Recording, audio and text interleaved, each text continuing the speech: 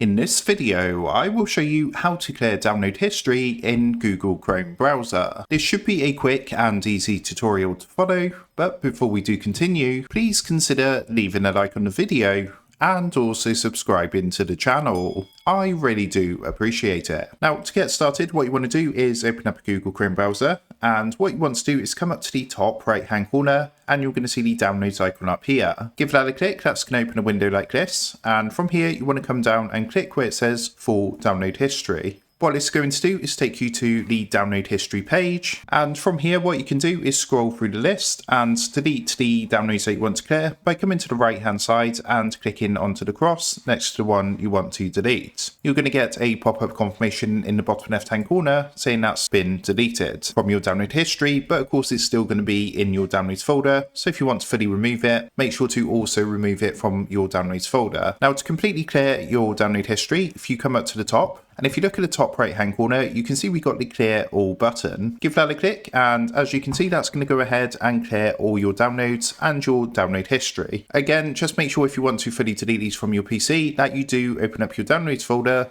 by coming and using the search box in your taskbar at the bottom, type downloads, open this up underneath best match, and of course you're going to see all your downloads on your PC, so if you want to fully remove them from your PC, make sure to also delete these from here and empty your recycle bin. So that's how to clear download history in Google Chrome browser. With that being said, I hope this quick tutorial did help you out today, and if this did help you out, I would really appreciate it if you was to consider dropping down below the video, leaving a like, and also subscribing to the channel. With that being said, I just want to take a minute, thank you guys for watching this quick tutorial, and I will see you in the next video.